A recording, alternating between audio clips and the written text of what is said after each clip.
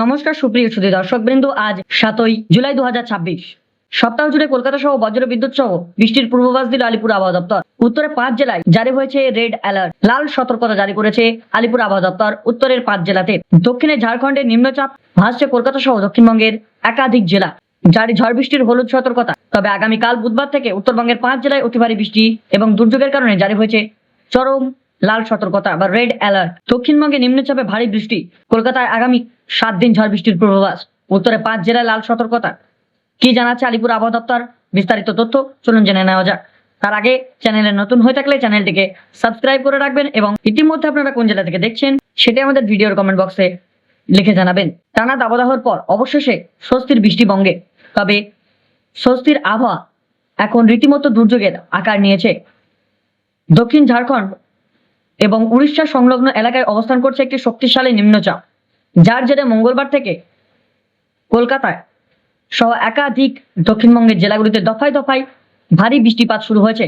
মেঘলা আকাশ, টানা বর্ষণে একাধিক জেলায় দুর্যোগপূর্ণ পরিস্থিতি তৈরি হয়েছে।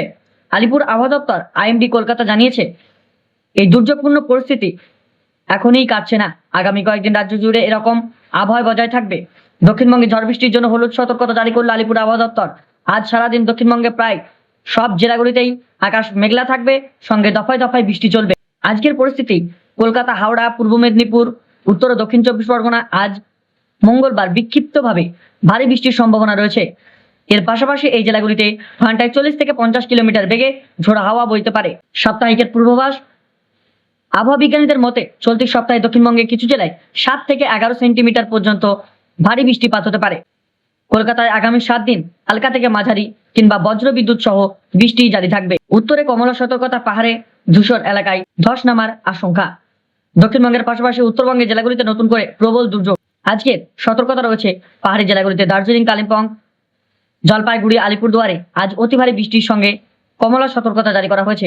অন্যান্য জেলা, এই 4 জেলা ছাড়া কোচবিহার, মালদা, উত্তর এবং দক্ষিণ দিনাজপুরেও আজ ভারী বৃষ্টির দাপট বজায় থাকবে। আলিপুর আবহাওয়া অফিস সূত্রে খবর, আগামী বুধবারের পূর্বাভাস, উত্তরে 5 জেলায় রেড অ্যালার্ট জারি করা হয়েছে।